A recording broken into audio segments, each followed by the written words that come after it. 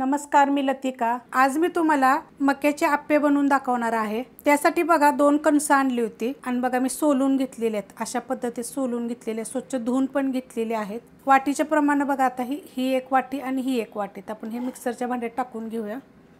हे 2 वाटी झालेले आहेत बरोबर। हे फ्रोझन वगैरे नाही, तर मका आणून सोलून घेतलेले आहेत। ह्याला काय करणार आहे, दरदर करून घ्यायचं, बंद चालू करून। जर तुमच्याकडे चॉपर असेल ना, चॉपरला जरी केलं तरी चालेल। एकदम पेस्ट अशी करायची नाहीये। 2च वेळा बघा मी बंद चालू करून घेतलेलं, असं दरदर झालेलं आहे। एखादं अक्क सुद्धा राहतं। वाडगं घेऊया आणि वाडग्यामध्ये आपण हे सगळं काढून घेऊया। वाडग्यामध्ये बघा मी काढून घेतलेलं आहे। त्याच्यामध्ये टाकणारे बघा, छोटा अर्धा चमचाला कमी असे चिली फ्लेक्स घेतलेले आहे। छोटा अर्धा चमचा धने जिरे पावडर आहे। छोटा अर्धा चमचाला कमी असं चाट मसाला घेतलेला आहे। चव चांगली येईल त्यानं। 10 ते 12 कढीपत्त्याची पानं घेतलेली आहेत, अशी कापून घेतलेली आहे। छोटा अर्धा चमचा सफेद तीळ, कोथिंबीर जरा जास्तच घेतलेली आहे। त्यात टाकायचे बघा 1 हिरवी मिरची, आलं लसूण कुटून घेतलेला आहे। अर्धा इंचाला कमी असं आलं घेतलेलं आहे आणि 2 पाकळ्या लसणाच्या घेतलेल्या आहेत। आणि मिरची जी एकच घेतली ती पण कमी तिखटवाली आहे। त्यात टाकायचे बघा थोडीशी एकदम हिंग पावडर, चवीप्रमाणे टाकायचे मीठ। आता ह्या चमच्याच्या मापानं बघा 1 चमचा तांदळाचं पीठ आणि 1 चमचा चण्याच्या डाळीचं पीठ घेतलं होतं। त्यात टाकणारे 2 चमचे बारीक रवा।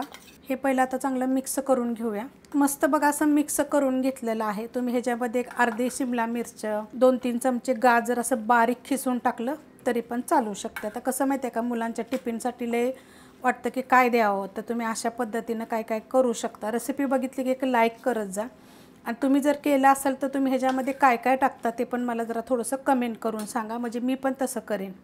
ह्याच्यामध्ये बघा फ्रेश दही घेतलेलं आहे। दह्याच्या जागी तुम्ही अर्धा लिंबाचा पण रस तुम्ही टाकू शकता। आता हे आपण चांगलं मिक्स करून घेऊया। मिक्स करून घेतलेलं आहे बघा, मस्त असं मिक्स केलेलं आहे।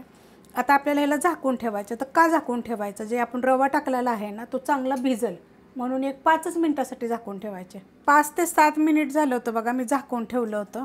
मिक्स करून घ्यायचं एकदा। आता आपल्याला ह्याच्यामध्ये टाकायचे बघा सोडाच्या जागी तुम्ही इनो पण टाकू शकता, एवढा घेतलेला आहे बघा। आणि ह्याच्यावर टाकायचे आपल्याला 1 चमचाभर फक्त पाणी।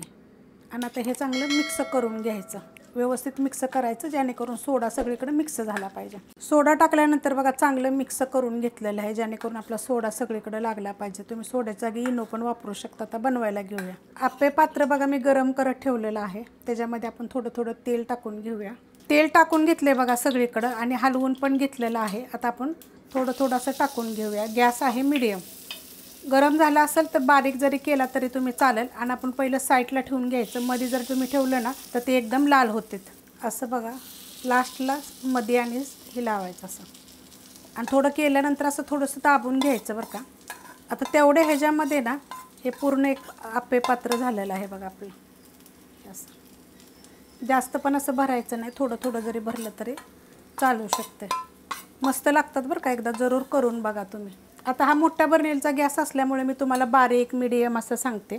गॅस आहे मीडियम आणि मीडियम गॅसवरच आपल्याला 2 ते 3 मिनटं आपल्याला असं ठेवायचे, नंतर पलटी करायचे। 2 ते 3 मिनटं झालेत बघा, मीडियम गॅसवर ठेवलं होतं। तर आता आपण हलवून घेऊया, कारण मधलं पहिलं हलवायचं शक्यतो बघा, असं मधलं मग लाल होतं जास्त। आणि असं हातानं जरी तुम्ही पलटी केलं तरी पण चालू शकते। आता वरनं जरी थोडंसं तेल म्हणा बटर म्हणा जरी सोडलं की नाही, असं सगळीकडं एकदम क्रिस्पी करून घ्यायचं, एकदम छान लागतात। आता हे बाकीचे पण मी करून घेते तसेच। पलटी करून घेतले बघा सगळं। आता त्याच्यामध्ये आपण थोडंसं असं 2-2 थेंब असं तेल सोडून घेऊया। असं बघा थोडं मी सगळीकडं तेल सोडलेलं आहे। गॅस केलेला आहे मी मीडियम, आणि मीडियम गॅसवरच 3-4 मिनटं आपल्याला परत ठेवायचं आहे, पण हलवत राहायचं। आता मी तेल सोडले, तूप जरी सोडलं तरी चालते, बटर जरी सोडलं तरी तुम्ही चालू शकते। ह्याला बघा मी सारखं असं हलवत राहिली होती, म्हणजे कुठं थोडंसं जर आपलं कच्चं वगैरे राहिलं ना तरी चांगलं भाजलं जाईल। आणि हे मध्ये भागीचं कसं लगेच भाजलं जातं ना, तरी हे उचलून मग मध्ये जरी तुम्ही ठेवलं तरी चालेल। नाहीतर हे आपलं साईडचं भाजस्तोवर काय होतं माहिती आहे का, मधलं मग करपून जाईल। आणि थोडं 2-3 मिनटं जरी ठेवलं की नाही तुम्ही असं, आणि परत थोडंसं वाढवून जरी केलं तरी चालेल, ते छान होतात बघा, किती मस्त असे भाजलेले आहेत।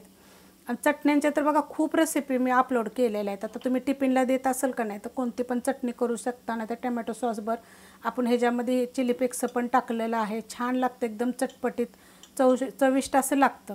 मस्त असं बघा, एकदा तुम्ही जरूर करून बघा. सगळ्या साईडून इतकं छान भाजलेलं आहे आणि काहीतरी वेगळं मी तुम्हाला दाखवलेलं आहे. रेसिपी आवडली तर लाईक करा, सबस्क्राईब करा, कमेंट करा आणि शेअर बी करा.